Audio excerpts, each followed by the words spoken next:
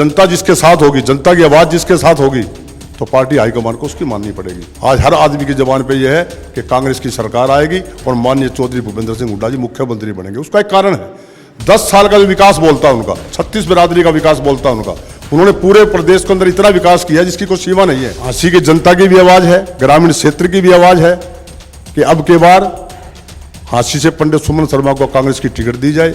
मेरे नेता चौधरी भूपेंद्र सिंह हुड्डा का आशीर्वाद रहा, जनता का आशीर्वाद रहा, तो अब के बार कांग्रेस की टिकट लाकर 101% झांसी की कांग्रेस की सीट विधायक बनकर चौधरी भूपेंद्र सिंह हुड्डा और कांग्रेस प्रदेश अध्यक्ष उदय भान जी की झोली में डालने का काम। अब भी मैं आपके पास यहाँ बैठा हूँ तो मेरे परिवार का सदस्य मेरे ऑफिस में बैठा है। कोई जाएगा उसको ये कहने की नौबत नहीं मिलेगी कि ऑफिस में गया था मिला नहीं। उसकी समस्या मेरे भाई भी सुनेंगे, मेरा बेटा भी सुनेगा, मैं भी सुनूंगा। कभी आप विधायक जी का इंटरव्यू ले हो तो उनसे यही बात उनसे भी पूछ लेना कि आप जब कभी रैली या जुलूस करते थे, कभी जलसा करते थे विधायक बनने से पहले, आज तो उनके पास भगवान की दिया ताकत है सब चीज़ की। जब उनके पास ताकत नहीं थी तो उसके बाद उसकी ताकत का एक हाथ उसका भाई सुमन शर्मा था। जब भी उनको आदमी की जरूरत होती थी, जब भी कभी रैली जलसा करते थे तो आखिरी तक इंतजार करते थे कि अभी ठहर जाओ सुमन शर्मा आने वाला है। उस टाइम विनोद बिहाड़ा जी विधायक जी कहते थे भाई इससे ताकतवर आदमी नहीं।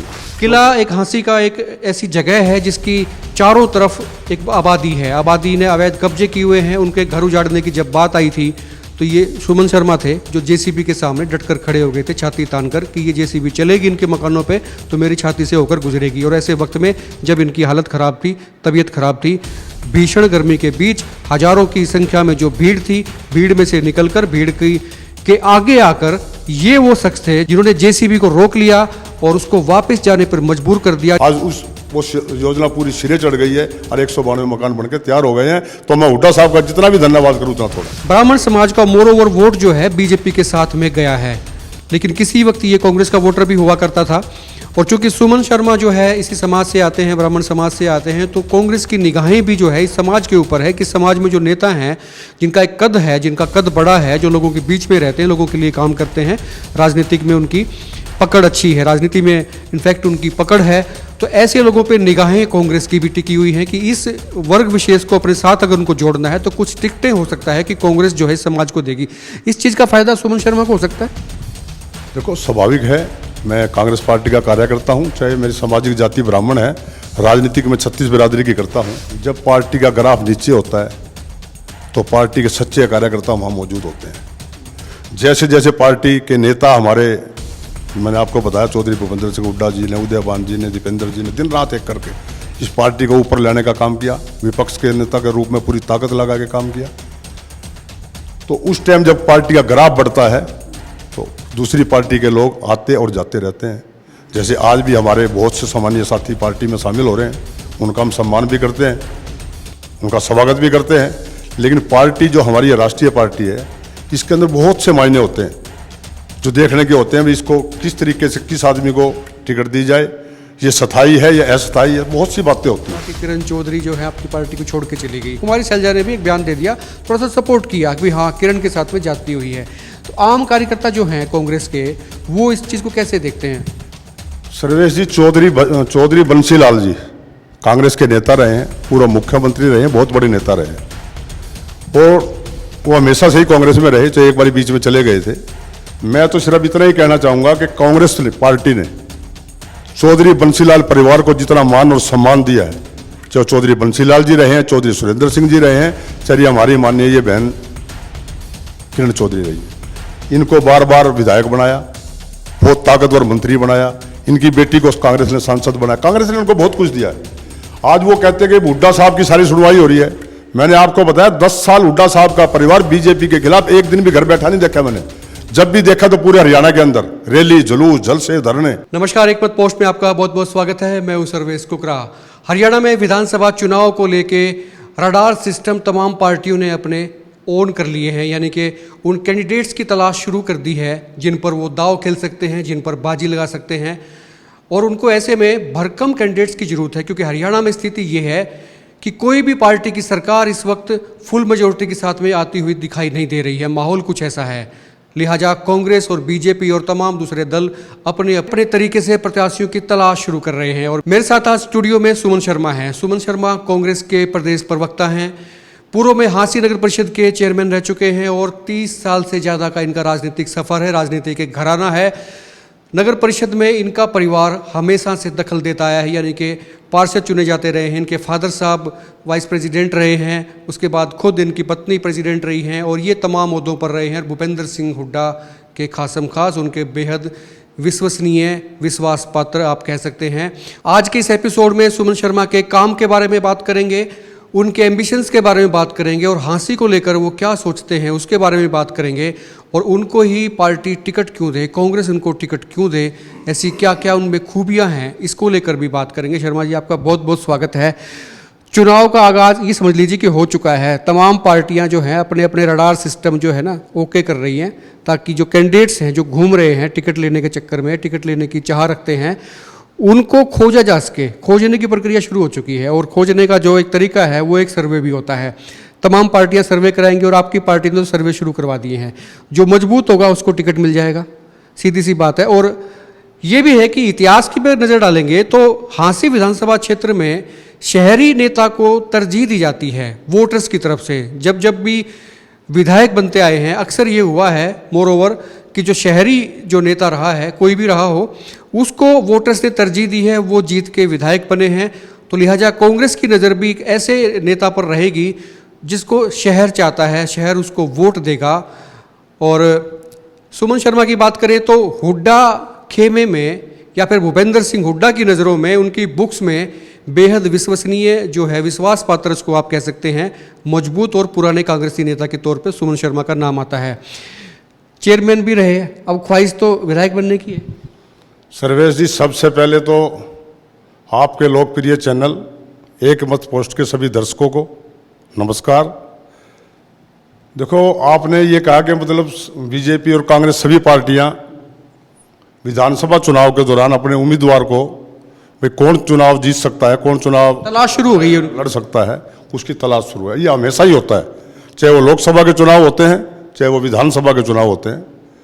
तो मैं तो आपको इतना ही कहूँगा कि जो पीछे 10 साल का बीजेपी का शासन रहा और उसके अंदर देखो, मैं तो 1987 से कांग्रेस से जुड़ा हुआ हूँ और माननीय चौधरी भूपेंद्र सिंह हुड्डा और माननीय कांग्रेस मेरी पार्टी है, मेरे नेता हैं, वो उनसे आगे मैं कभी निकलता नहीं। जो वो लकीर खींचते हैं उसको आगे ले जाने का काम करता हूँ। बाकी रह कि चुनाव के दौरान उम्मीदवारों की खोज, देखो 10 साल बीजेपी की सरकार रही है। जिस दिन से बीजेपी की सरकार 2014 में बनी थी, आज 2024 है। मैं, मेरे नेता चौधरी भूपेंद्र सिंह हुड्डा जी, उदय भान जी, माननीय दीपेंद्र सिंह हुड्डा जी, उनकी कार्यशैली को देख करके मैंने देखा जिस दिन चुनाव वो हार गए थे उसी दिन घर से फिर निकल गए थे संघर्ष करने के लिए, जनता के बीच में जाने के लिए। तो मैंने भी ये देखा भी जब हमारे बड़े नेता एक दिन भी घर नहीं बैठ रहे हैं, तो मैंने भी ये संकल्प लिया कि मैं भी इनके साथ, जैसे मेरे हल्के के लोग हैं, मेरे इलाके के लोग हैं, मेरे शहर के लोग हैं, मेरे ग्रामीण क्षेत्र के लोग हैं, उनकी सेवा के अंदर मैं भी जुट जाऊंगा। तो जैसे जैसे मेरे नेता काम करते रहे, मैंने भी उन्हीं उसी तरीका अपनाते हुए 10 के 10 साल में लोगों के बीच में रहा, विपक्ष के अंदर रह करके मैंने संघर्ष किया। वैसे जो लोग देख रहे हैं उनको मैं बता दूं कि सुमन शर्मा जमीन से जुड़े हुए नेता हैं और खास करके जो दबे कुचले लोग हैं, SC BC के जो लोग हैं, उनमें इनकी अच्छी खासी पैठ है, इन पर भरोसा है, इन पर विश्वास है। कई मिसाल और कई मामलों में कई वक्त पर इन्होंने उदाहरण भी पेश किए हैं जो अक्सर बड़े बड़े लोग, बड़े बड़े नेता नहीं कर पाते हैं।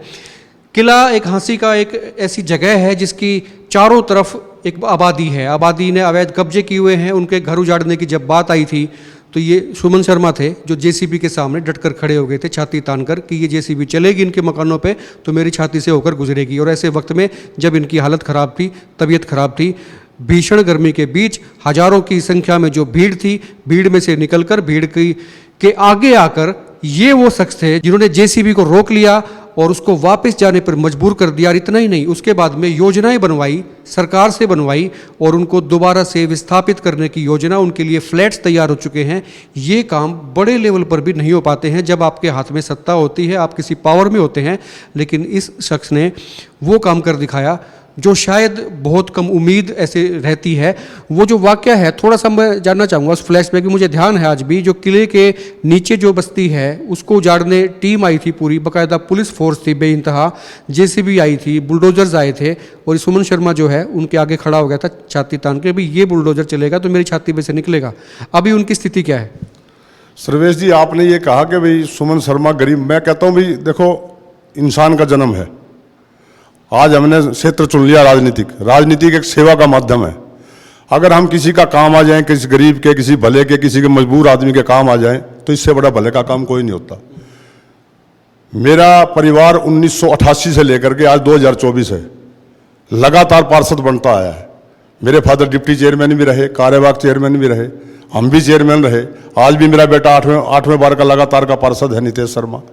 हम लोगों को चाहे हमारे दरवाजे पे कोई भी आ गया, आज भी हमारा दफ्तर सुबह 7 बजे खुलता है लाल सड़क पे और रात को 11 बजे बंद होता है।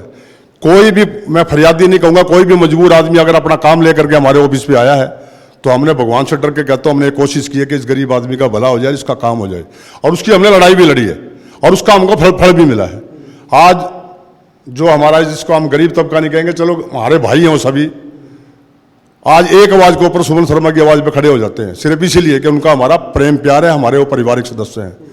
और इसके बीच में मैं आपसे एक सेकंड का, पीछे का एक आपका जो प्रश्न था उसको उत्तर को पूरा करूंगा कि भाई कैंडिडेट की खोज हो रही है। कैंडिडेट की खोज के अनुसार मैंने आपको बताया कि हुड्डा परिवार उसी दिन से संघर्षशील है जिस दिन से सत्ता छोड़ी थी। और मैं तो ये कहता हूँ, सत्ता के दौरान भी माननीय दीपेंद्र सिंह हुड्डा जी सांसद थे, उन्होंने कभी सत्ता का दुरुपयोग नहीं किया, सत्ता का कभी सुख नहीं भोगा। लगातार दिल्ली और हरियाणा के अंदर चक्कर काट के पूरे हरियाणा के अंदर बड़े बड़े विकास, बड़ी बड़ी कंपनियां, बड़े बड़े उद्योग ला करके इस प्रदेश को विकास की गति का आगे बढ़ाने का काम किया था। उसके बावजूद मैंने आपको बताया कि मैं सांसी के अंदर सबसे पुराना कांग्रेसी कार्यकर्ता हूं। मैं किसी की बुराई नहीं करूंगा, सभी मेरे आदरणीय सम्मानीय हैं। लेकिन जब चुनाव आता है, बहुत भीड़ होती है आने वालों की भी और जाने वालों की भी। लेकिन पार्टी को यह देखना होता है कि कौन पार्टी के प्रति वफादार है, कौन पार्टी के नेता के प्रति लॉयल है।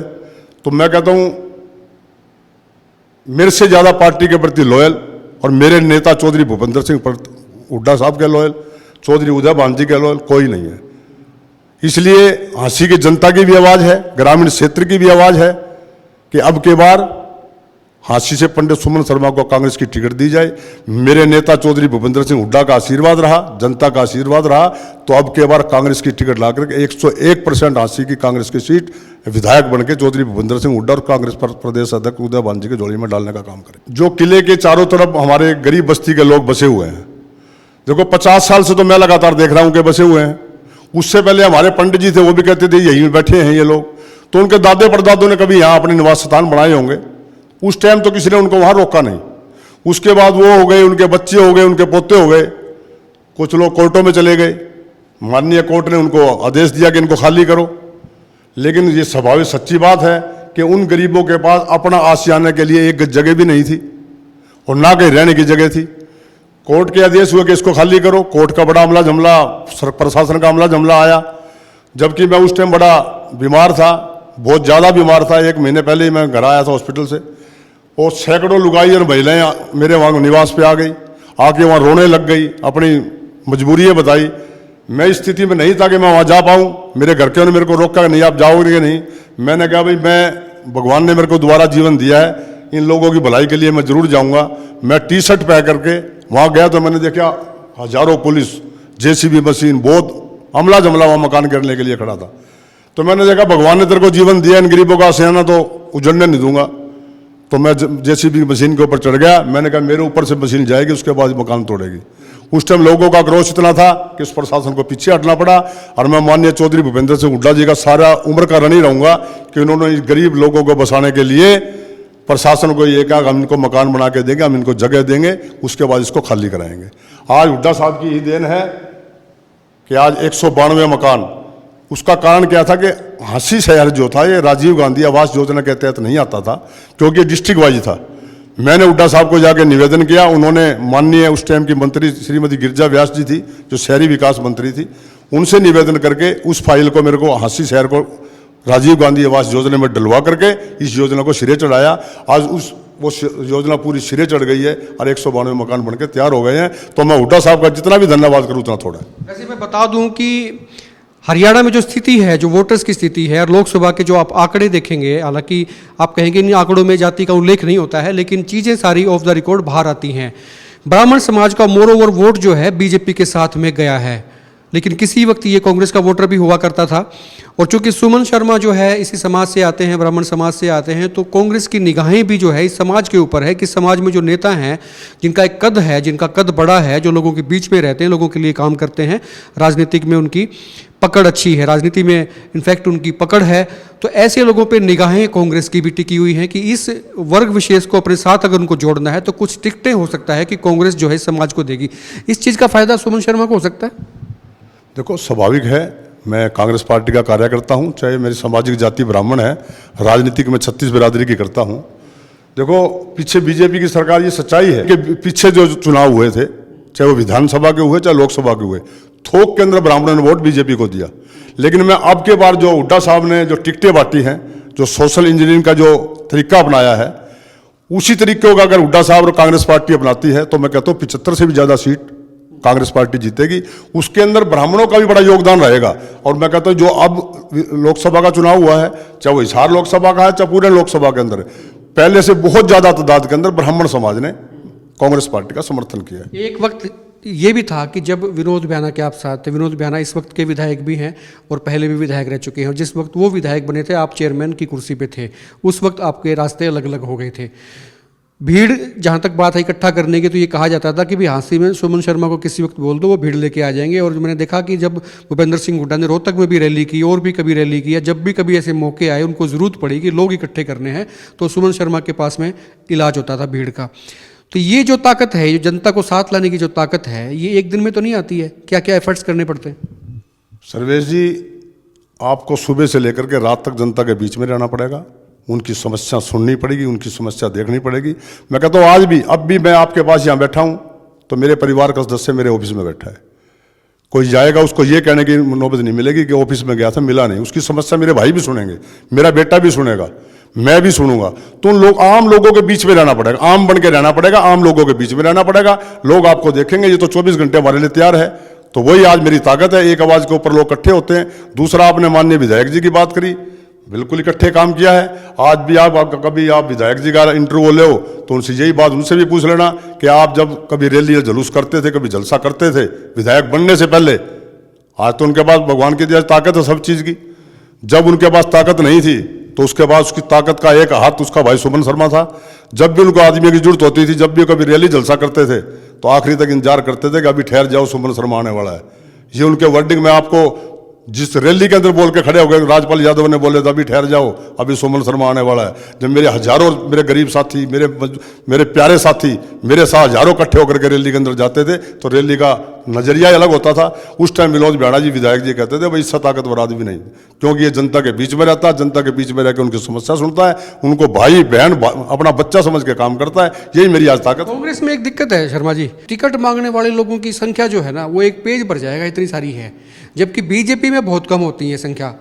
तो इससे कैसे, आपको क्या लगता है कि पार्टी क्या फार्मूला अपनाए, अपनाना चाहिए, या उम्मीद भी होती है भी जो निष्ठावान कार्यकर्ता हैं, जिनके पास में ताकत है, जो ज़मीन से जुड़े हुए हैं, जनता के बीच में रहते हैं, विधायक बनने की कैटेगरी में आते हैं, श्रेणी में आते हैं, तो इसकी स्क्रूटनी कैसे हो? आपके पास में कोई पैमाना है इसका? देखो सर्वेश जी, जब पार्टी का ग्राफ नीचे होता है तो पार्टी के सच्चे कार्यकर्ता वहाँ मौजूद होते हैं। जैसे जैसे पार्टी के नेता हमारे, मैंने आपको बताया चौधरी भूपेंद्र सिंह हुड्डा जी ने, उदयभान जी ने, दीपेंद्र जी ने दिन रात एक करके इस पार्टी को ऊपर लाने का काम किया, विपक्ष के नेता के रूप में पूरी ताकत लगा के काम किया। तो उस टाइम जब पार्टी का ग्राफ बढ़ता है तो दूसरी पार्टी के लोग आते और जाते रहते हैं। जैसे आज भी हमारे बहुत से सामान्य साथी पार्टी में शामिल हो रहे हैं, उनका हम सम्मान भी करते हैं, उनका स्वागत भी करते हैं। लेकिन पार्टी जो हमारी राष्ट्रीय पार्टी है, इसके अंदर बहुत से मायने होते हैं जो देखने के होते हैं भी इसको किस तरीके से किस आदमी को टिकट दी जाए, ये स्थायी है या अस्थायी है, बहुत सी बातें होती हैं। तो पार्टी ये देखेगी जरूर, और जब पार्टी का ग्राफ बढ़ता है तो लोग आते भी हैं और आने भी चाहिए, मैं उनका स्वागत भी करता हूँ। लेकिन अभी हाल ही में एक प्रकरण हुआ, प्रकरण ये हुआ कि किरण चौधरी जो है आपकी पार्टी को छोड़ के चली गई। हालांकि हमारी नज़रों में कम से कम ये था कि उनका एक गुट था, वो SRK में आती थी, शैलजा किरण रणदीप उनका वो था। भूपेंद्र सिंह हुड्डा का मामला अलग है, जाते जाते भूपेंद्र सिंह हुड्डा पे वो कुछ बोल कर भी चली गई कि भाई हुड्डा साहब जो है ना अकेले सर्वे सर्वा हैं पार्टी में, ये हैं वो है। कुमारी शैलजा ने भी एक बयान दे दिया, थोड़ा सा सपोर्ट किया कि हाँ किरण के साथ में जाती हुई है। तो आम कार्यकर्ता जो हैं कांग्रेस के, वो इस चीज़ को कैसे देखते हैं? सर्वेश जी, चौधरी बंसीलाल जी कांग्रेस के नेता रहे हैं, पूर्व मुख्यमंत्री रहे हैं, बहुत बड़े नेता रहे हैं और वो हमेशा से ही कांग्रेस में रहे, चाहे एक बार बीच में चले गए थे। मैं तो सिर्फ इतना ही कहना चाहूँगा कि कांग्रेस पार्टी ने चौधरी बंसीलाल परिवार को जितना मान और सम्मान दिया है, चाहे चौधरी बंसीलाल जी रहे हैं, चौधरी सुरेंद्र सिंह जी रहे हैं, चाहे हमारी माननीय ये बहन किरण चौधरी रही है, इनको बार बार विधायक बनाया, बहुत ताकतवर मंत्री बनाया, इनकी बेटी को कांग्रेस ने सांसद बनाया, कांग्रेस ने उनको बहुत कुछ दिया है। आज वो कहते हैं कि हुड्डा साहब की सारी सुनवाई हो रही है। मैंने आपको बताया 10 साल हुड्डा साहब का परिवार बीजेपी के खिलाफ एक दिन भी घर बैठा नहीं देखा मैंने। जब भी देखा तो पूरे हरियाणा के अंदर रैली, जुलूस, जलसे, धरने। जब जनता जिसके साथ होगी, जनता की आवाज जिसके साथ होगी, तो पार्टी हाईकमान को उसकी माननी पड़ेगी। आज पार्टी हाईकमान को पता है कि हरियाणा के अंदर आज हुड्डा साहब का, दीपेंद्र हुड्डा जी का, चौधरी उदयभान जी का जो वर्चस्व चला हुआ है, आज हर आदमी की जबान पे यह है कि कांग्रेस की सरकार आएगी और माननीय चौधरी भूपेंद्र सिंह हुड्डा जी मुख्यमंत्री बनेंगे। उसका एक कारण है, 10 साल का जो विकास बोलता है उनका, 36 बिरादरी का विकास बोलता है उनका, उन्होंने पूरे प्रदेश के अंदर इतना विकास किया जिसकी कोई सीमा नहीं है। उनके बनाए हुए बिजली घर की आज मरम्मत नहीं हो रही, उनकी बनाई हुई नहरों के अंदर आज पानी नहीं है, उनकी इलाके, उन्होंने जो शहरा के अंदर बड़ी बड़ी डिग्गी बढ़ाई है, बीजेपी की सरकार उसमें पानी नहीं भर पाती। तो उन्होंने इतनी मेट्रो लाइन, इतने कॉलेज, इतने स्कूल, इतनी बड़े बड़े हाईवे, जो काम जब जनता को पसंद आता है तो जनता उस नेता के साथ लगती है। जब नेता के साथ जनता लगती है तो उसको रोकने वाला कोई नहीं होता। तो किरण जी ने उनको पर ये, हुड्डा साहब कभी किसी की बुराई नहीं करते, ना किसी की बुराई करते हैं, ना किसी की तरफ लाछन लगाते हैं, वो अपना काम करते हैं। अच्छा, आखिरी सवाल ये शर्मा जी, आप भी चेयरमैन रहे नगर परिषद के, धड़ल्ले से चलाई चेयरमैनी, और लोग तो, हालांकि अविश्वास प्रस्ताव भी आपके खिलाफ आया था, गिर गया था, उस पर आज बात नहीं करते। लोग ये कहते हैं कि भाई सुमन शर्मा के टाइम में अधिकारी को फ़ोन करना होता तो खड़ाक से फ़ोन होता था और काम होते थे, वो ज़माना याद किया जा रहा है। मतलब अब वो चीज़ें नहीं है, मतलब अब तो ढूंढने से भी कोई मामला मिलता नहीं है। अब लोग लाचार से, बेसहारा से, है ना, बेबस से नज़र आते हैं। भाई काम कराएं तो किससे कराएं, नगर परिषद का भी जो लोगों ने चुन लिया, जिसको भी चुन लिया, है ना, फ्लो में चीज़ें हो जाती हैं, बाद में पछताते हैं। तो वो वक्त जो है याद करके लोग आते हैं आपके पास? देखो जी, बहुत आते हैं। देखो, मैं सर्वेश जी जहाँ से नगर परिषद में चेयरमैन बना तो मैंने अधिकारियों की जब मीटिंग ली तो मैंने कहा भी ये भीड़ यहाँ किस चीज़ की है। बोला जी ये नक्शे जो पास कराते हैं उनकी भीड़ है और 6 महीने से नक्शे पास नहीं हो रहे। तो मैंने कहा इनका समाधान क्या है, इनकी तो बिल्डिंग रुक गई, किसी ने बैंक से लोन लेना है, किसी ने नक्शा पास करके देना है, इनकी तो बिल्डिंग रुक गई। तो बोले जी इसका समाधान क्या है, मुझे आप बताओ। बोला जी समाधान तो ये, जब आप मीटिंग बुलाओगे उसमें नक्शे पास होंगे। तो मैंने कहा मैं टेक्निकल आदमी नहीं हूँ, नक्शे पास JEE ME और एक्शन को करने होते हैं। तो मैंने पहली मीटिंग के अंदर ये पास किया कि जो भी कोई नक्शा पास होगा वो अधिकारी करेंगे, ना कि नगर परिषद के मीटिंग के अंदर होगा, क्योंकि 6-6 महीने कई बार मीटिंग नहीं होती तो लोगों को बड़ी परेशानी होती है।